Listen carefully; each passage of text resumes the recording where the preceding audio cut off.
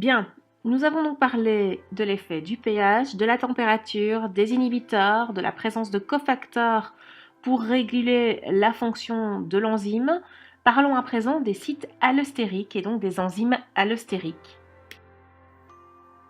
Une enzyme allostérique peut généralement avoir deux formes différentes, une forme active et une forme inactive. L'effecteur, en se fixant sur son site allostérique, a pour effet de bloquer l'enzyme dans sa forme active ou dans sa forme inactive, ça dépend de l'enzyme.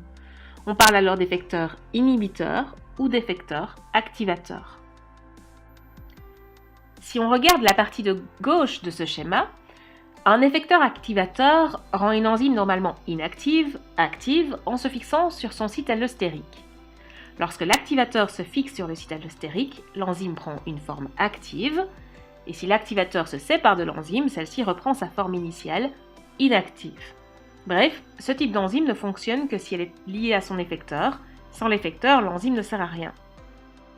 A l'inverse, un effecteur inhibiteur a pour effet de bloquer une enzyme dans sa forme inactive.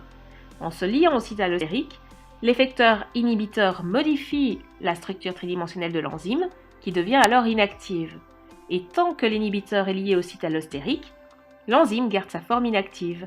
Elle ne fonctionne plus, sauf si l'inhibiteur se sépare du site allostérique. L'enzyme alors à ce moment-là reprend sa forme active et peut rentrer dans un nouveau cycle de catalyse. L'isoleucine est un exemple d'inhibiteur allostérique.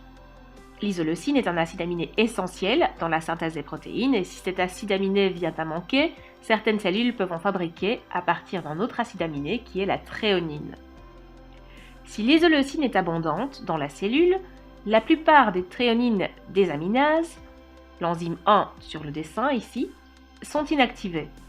Plus l'isoleucine est abondante, plus il y a de thréonines désaminases inactivées et moins il y a d'isoleucine produit. Inversement, si l'isoleucine vient à manquer, la cellule utilise constamment cet acide aminé dans la synthèse de ses protéines. Les isoleucines, liées à la thréonine désaminase, auront tendance à s'en détacher, ce qui aura pour effet de réactiver ces enzymes. La synthèse d'isoleucine va donc augmenter. Par ce mécanisme simple, le taux d'isoleucine dans la cellule demeure à peu près constant.